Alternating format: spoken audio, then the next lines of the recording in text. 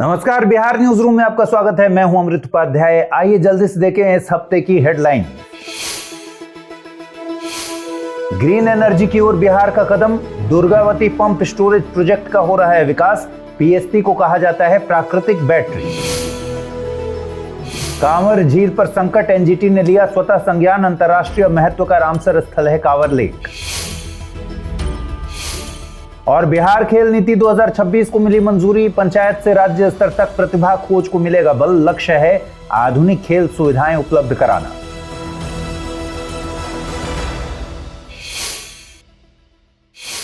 आइए खबरों की शुरुआत करें। बिहार में ग्रीन एनर्जी और ऊर्जा भंडारण के क्षेत्र में दुर्गावती पंप स्टोरेज प्रोजेक्ट यानी पीएसपी एक महत्वपूर्ण पहल के रूप में देखा जा रहा है। इस परियोजना के साथ पीपीपी मॉडल के माध्यम से पर्यटन विकास, इको टूरिज्म और ग्रीन एनर्जी निवेश को बढ़ावा देने पर भी जोर दिया जा रहा है। आइए समझते हैं कि पंप्ड स्टोरेज प्रोजेक्ट काम कैसे करती है, पीएसपी काम कैसे करती है। दरअसल यह एक ऐसी आधुनिक ऊर्जा भंडारण की तकनीक है जिसे अक्सर विशाल प्राकृतिक बैटरी कहते हैं। इसमें सामान्यतः दो जलाशय बनाए जाते हैं, एक ऊंचाई पर और दूसरा नीचे। जब बिजली की जरूरत कम होती है, जैसे दोपहर के समय, तब अतिरिक्त बिजली का उपयोग करके पानी को निचले जलाशय से पंप करके ऊपरी जलाशय में पहुंचाया जाता है। लेकिन जैसे ही शाम होती है और बिजली की डिमांड बढ़ने लगती है, तब यही पानी ऊपरी जलाशय से नीचे छोड़ा जाता है। गिरते हुए पानी से टरबाइन घूमती है और फिर बिजली का उत्पादन होता है। इस तरह पीएसपी सौर और पवन ऊर्जा जैसी रिन्यूएबल एनर्जी की इंटरमिटेंसी को संतुलित कर ग्रिड स्थिरता बनाए रखने में मदद करती है। भूगोल से जोड़ें तो दुर्गावती नदी कैमूर क्षेत्र से निकलकर रोहतास और आसपास के क्षेत्रों से संबंधित है और यह कर्मनाशा नदी की सहायक नदी है। यह भी आपसे सवाल में पूछा जा सकता है दुर्गावती नदी के बारे में। कैमूर रोहतास क्षेत्र में उपलब्ध जल संसाधन और भौगोलिक ऊंचाई का अंतर पंप्ड स्टोरेज जैसी परियोजनाओं के लिए उपयोगी आधार प्रदान करता है। बिहार की महत्वपूर्ण आर्द्र भूमि कांवर लेक एक बार फिर से चर्चा के केंद्र में है। राष्ट्रीय हरित अधिकरण यानी कि एनजीटी, नेशनल ग्रीन ट्रिब्यूनल, ने कांवर लेक की बिगड़ती पर्यावरणीय स्थिति पर स्वतः संज्ञान लेते हुए केंद्र सरकार, बिहार सरकार और संबंधित विभागों से जवाब मांगा है। रिपोर्ट में झील के घटते जलस्तर, अतिक्रमण, जैव विविधता में कमी और स्थानीय मछुआरा समुदाय की आजीविका पर पड़ रहे प्रभाव को प्रमुख चिंता के रूप में बताया गया है। पहले एनजीटी को समझ लीजिए। भारत में पर्यावरण से जुड़े मामलों के तेजी से और प्रभावी समाधान के लिए एनजीटी की स्थापना हुई थी साल 2010 में। नेशनल ग्रीन ट्रिब्यूनल एक्ट 2010 के तहत इसकी स्थापना की गई थी। यह एक स्पेशलाइज्ड जुडिशियल बॉडी है। इसका मुख्यालय नई दिल्ली में है और यह नेचुरल जस्टिस के सिद्धांतों पर कार्य करता है। अब कांवर लेक को समझिए। यह झील बेगूसराय में स्थित है। इसे 2020 में रामसर स्थल का दर्जा मिला। यह बिहार की पहली और भारत की 39वीं रामसर साइट थी। भौगोलिक दृष्टि से यह एक ऑक्सबो लेक है जिसका निर्माण बूढ़ी गंडक नदी के विसर्पण से हुआ है, मिएंडरिंग से हुआ है। यह झील रामसर कन्वेंशन के तहत नोटिफाइड भी है।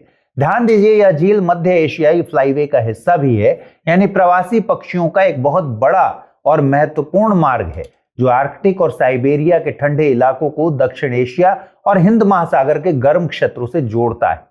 यह फ्लाईवे सीधे तौर पर कांवर लेक से जुड़ा हुआ है क्योंकि यह झील इस मार्ग के तहत आने वाले सबसे खास विश्राम और भोजन स्थलों में से एक है। कांवर लेक केवल एक जल निकाय नहीं है बल्कि एक महत्वपूर्ण वेटलैंड इकोसिस्टम है जो लंबे समय से स्थानीय मछुआरा समुदाय की आजीविका का आधार है। आपको बता दें कि बिहार में अब कुल 6 रामसर साइट्स हो चुकी हैं। कांवर लेक बेगूसराय, गोगाबिल कटिहार, उदयपुर झील पश्चिम चंपारण, नागी पक्षी अभ्यारण्य जमुई और नकटी पक्षी अभ्यारण्य जमुई और गोकुल जलाशय बक्सर, ये नाम इसमें जुड़े हैं। ऐसे में कांवर लेक की बिगड़ती स्थिति और भी अहम हो जाती है क्योंकि यह बिहार के मॉडल रामसर स्थल की तरह देखी जाती है।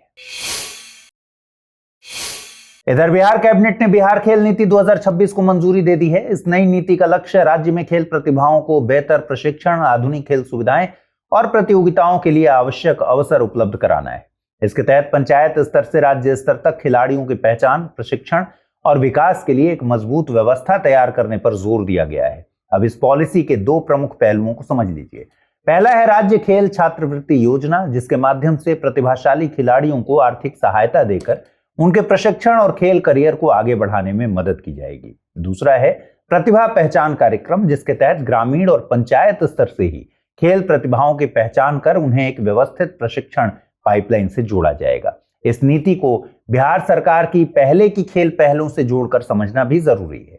इससे पहले जून 2026 में बिहार उत्कृष्ट खिलाड़ी सीधी नियुक्ति नियमावली 2026 को मंजूरी दी गई थी। इसके तहत ओलंपिक पदक विजेताओं, ओलंपिक में भारत का प्रतिनिधित्व करने वाले खिलाड़ियों, भारतीय क्रिकेट टीम के सदस्यों और एशियाई और राष्ट्रमंडल खेलों के स्वर्ण पदक विजेताओं को सरकारी सेवा में सीधी नियुक्ति का प्रावधान किया गया है। दूसरे शब्दों में कहें तो उत्कृष्ट खिलाड़ी नियुक्ति नियमावली खिलाड़ियों की उपलब्धि के बाद सम्मान और रोजगार सुनिश्चित करती है, जबकि खेल नीति 2026 उन उपलब्धियों तक पहुंचने के लिए ट्रेनिंग और आधारभूत ढांचा तैयार करने का काम करेगी। राज्य में खेल योजनाओं और प्रशिक्षण कार्यक्रमों के क्रियान्वयन में बिहार राज्य खेल प्राधिकरण की महत्वपूर्ण भूमिका है। क्या आप जानते हैं कि कचरा भी किसी जिले की अर्थव्यवस्था और पर्यावरण सुधार का माध्यम बन सकता है?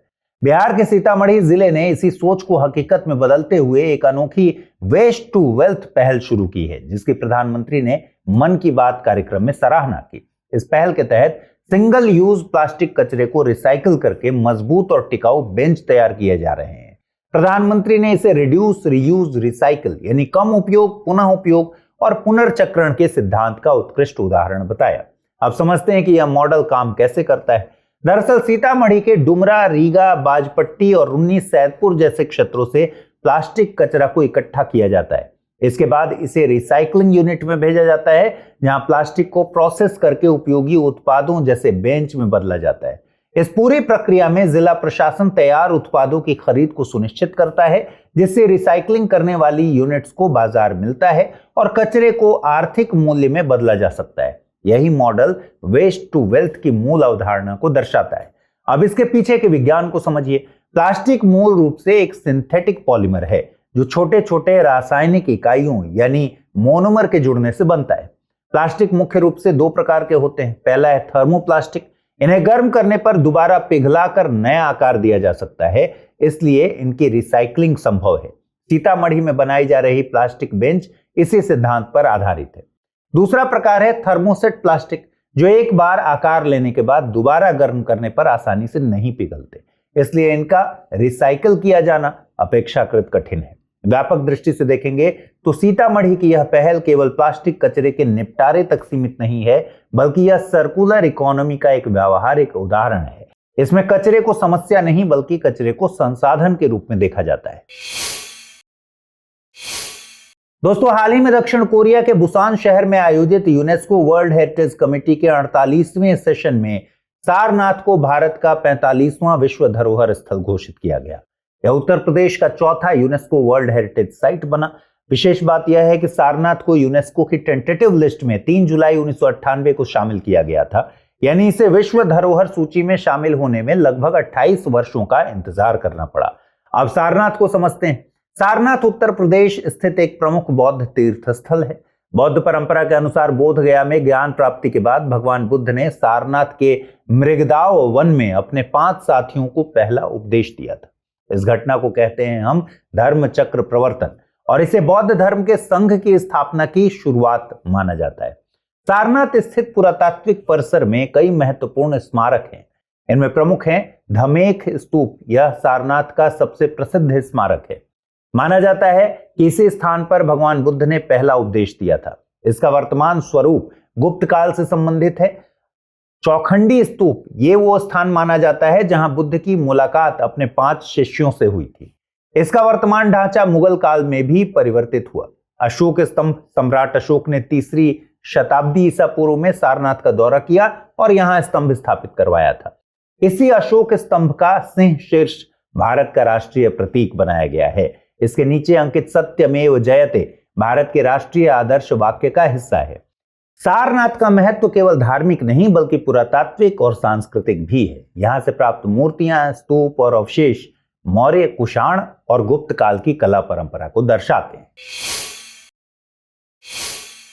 बिहार में कौशल विकास को नई दिशा देने वाली 2 बड़ी पहलें एक साथ सामने आई हैं। एक ओर महिलाओं के लिए अत्याधुनिक कौशल प्रशिक्षण संस्थान की नींव रखी गई, तो दूसरी ओर राज्य के युवाओं के लिए अंतर्राष्ट्रीय रोजगार के नए द्वार खोलने की तैयारी शुरू हो गई है।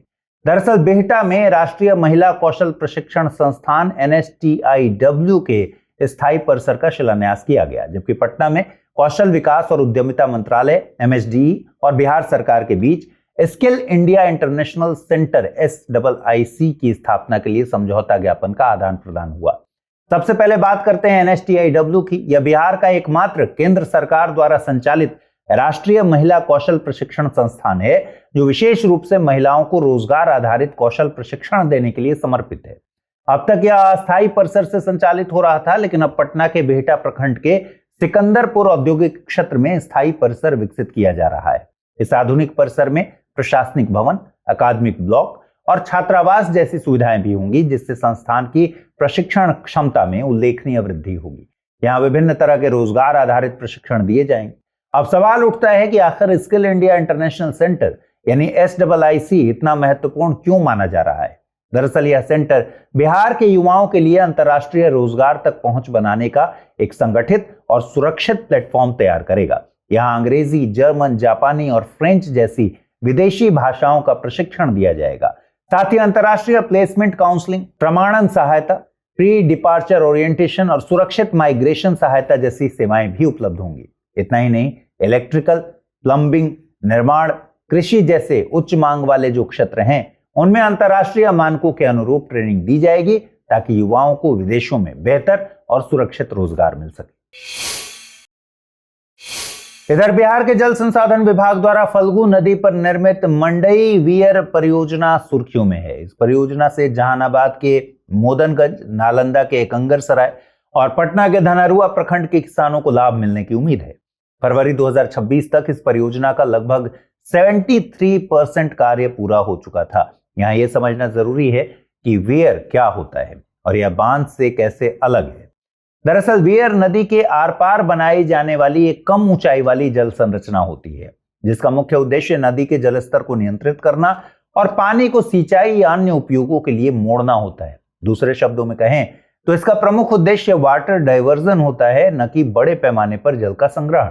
वहीं डैम एक बड़ी संरचना होती है जो नदी के प्रवाह को रोककर विशाल जलाशय का निर्माण करती है। इसका उपयोग सिंचाई के साथ साथ जल विद्युत उत्पादन, पेयजल की आपूर्ति और बाढ़ नियंत्रण जैसे उद्देश्यों के लिए भी किया जाता है। इसलिए परीक्षा की दृष्टि से याद रखिए, मंडई परियोजना एक वीयर परियोजना है, जलाशय आधारित बांध परियोजना नहीं है। अब फल्गु नदी को समझ लेते हैं। फल्गु नदी गया के पास लीलाजन और मोहना नदियों के मिलने से बनती है। आगे चलकर पुनपुन नदी में मिल जाती है, जो गंगा की एक सहायक नदी है। फल्गु नदी की सबसे खास बात यह है कि इसका ज्यादातर पानी बालू के नीचे बहता है, इसलिए कई बार ऊपर से देखने पर नदी सूखी हुई दिखाई देती है, जबकि उसके नीचे लगातार जल का प्रवाह होता रहता है। यही विशेषता इसे बिहार की अन्य नदियों से अलग पहचान देती है। कुल मिलाकर मंडई वीयर परियोजना केवल एक सिंचाई परियोजना नहीं है, बल्कि यह बिहार में जल संसाधन प्रबंधन, कृषि विकास और नदी आधारित अवसंरचना निर्माण का उदाहरण है।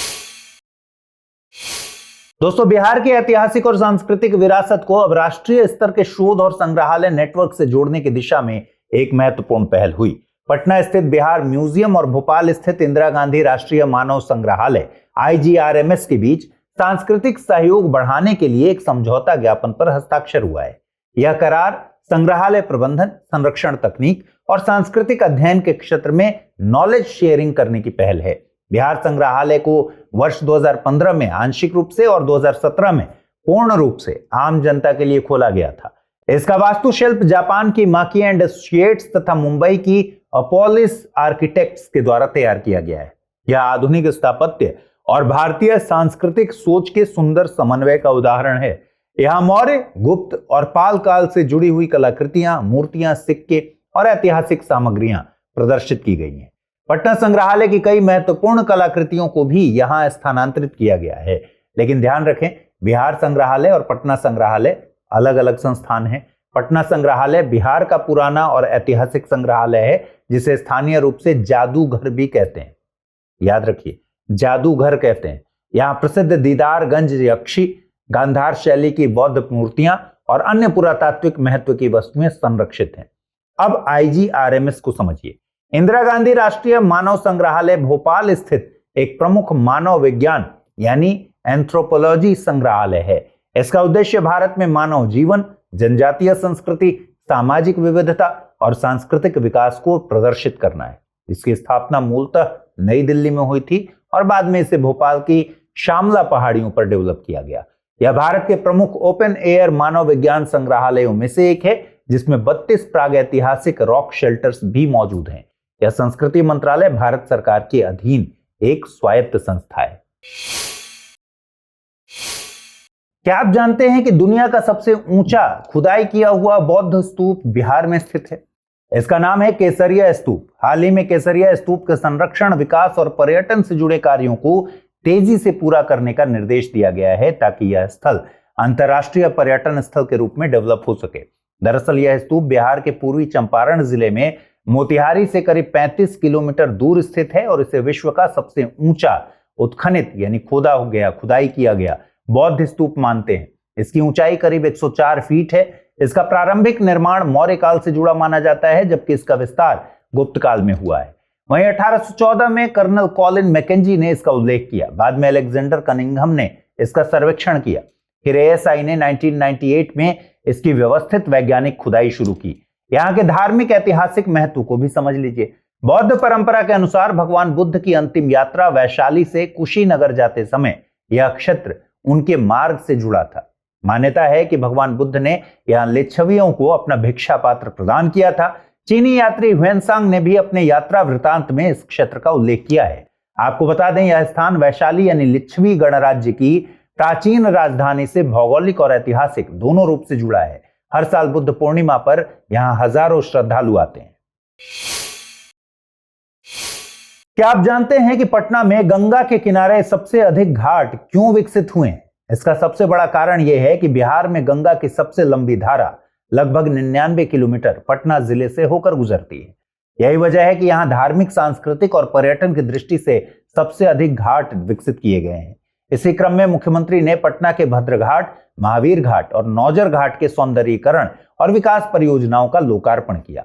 बिहार शहरी आधारभूत संरचना विकास निगम द्वारा लगभग 46.26 करोड़ रुपए की लागत से विकसित इन तीनों घाटों को आधुनिक सुविधाओं से सुसज्जित किया गया है।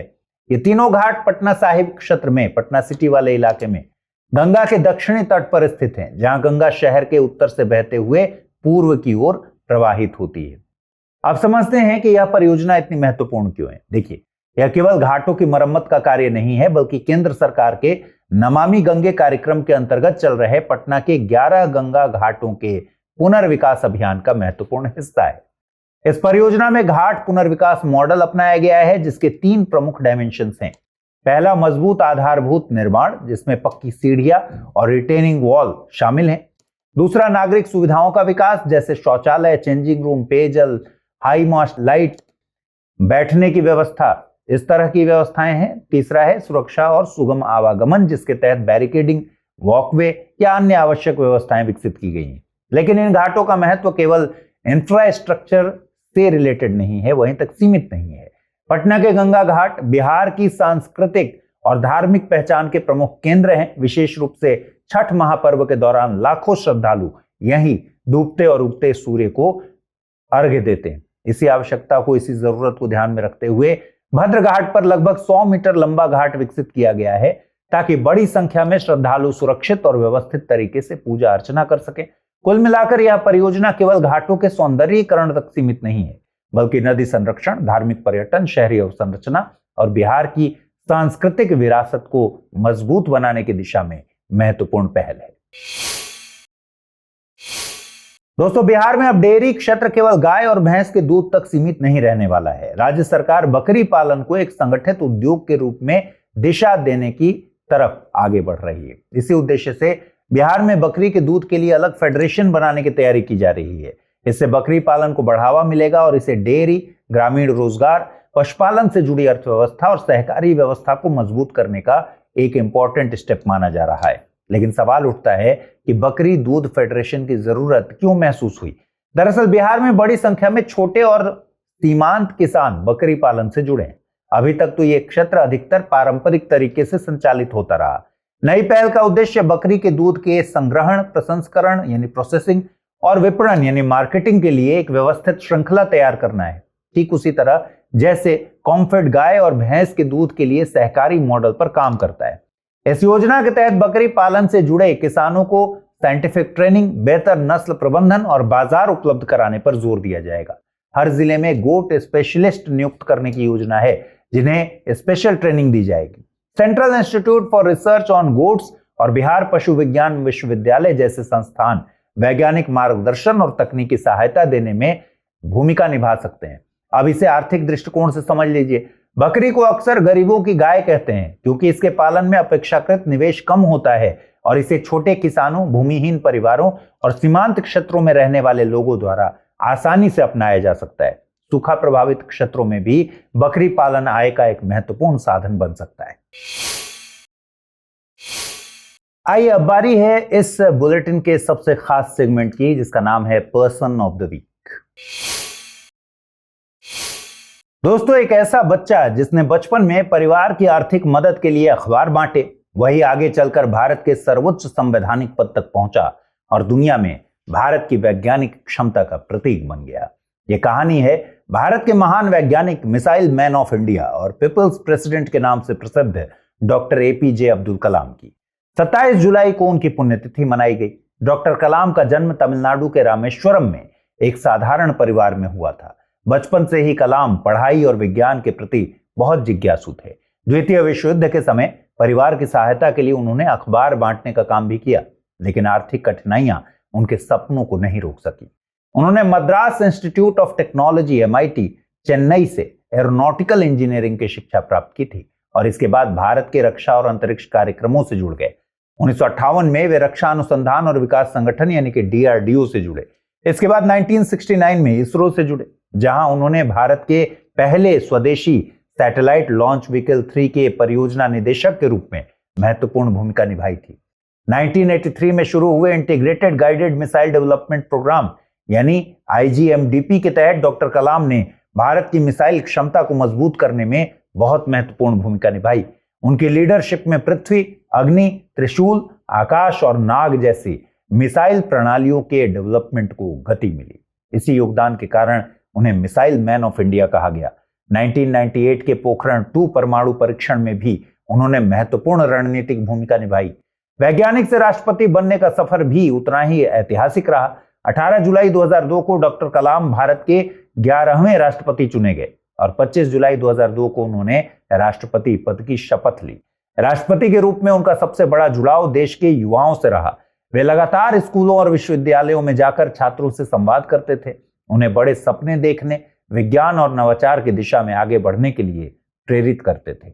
इसी कारण उन्हें पीपल्स प्रेसिडेंट यानी जनता के राष्ट्रपति के रूप में याद किया जाता है। डॉक्टर कलाम को उनके वैज्ञानिक योगदान के लिए कई सम्मान मिले। 1981 में पद्म भूषण, 1990 में पद्म विभूषण और 1997 में भारत रत्न से सम्मानित किया गया।